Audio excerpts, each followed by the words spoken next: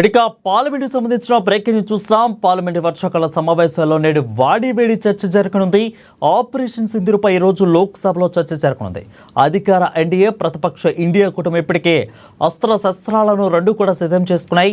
సింధూర్పై చర్చకు అధికార పక్షం తరపు హోంమంత్రి అమిత్ షా, రక్షణ శాఖ మంత్రి రాజ్నాథ్ సింగ్, విదేశాంగ మంత్రి ఎస్ జయశంకర్ ప్రసంగిస్తారు. ఇక ఉగ్రవాదంపై ప్రభుత్వ వైఖరిని స్పష్టం చేయడానికి ప్రధాని నరేంద్ర మోడీ కూడా చర్చలో పాల్గొనే అవకాశం ఉంది. అయితే ఈ రోజు లోక్సభలో ఆపరేషన్ సింధూర్పై చర్చ జరగనుండగా రేపు రాజ్యసభలో చర్చించనున్నారు. ఇక రెండు సభల్లో కూడా కలిపి చర్చల కోసం దాదాపు 16 గంటలు కేటాయించారు.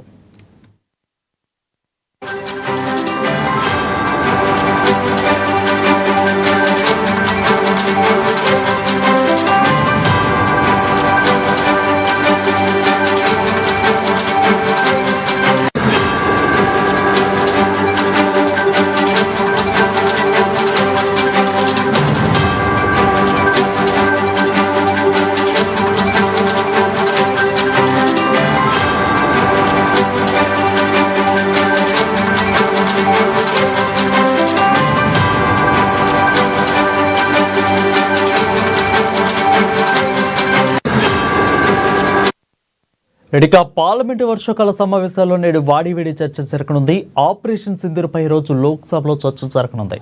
అధికార ఎన్డీఏ, ప్రతిపక్ష ఇండియా కూటమి ఇప్పటికే అస్త్రశస్త్రాలను, మాటల యుద్ధాలను కూడా సిద్ధం చేసుకున్నాయి.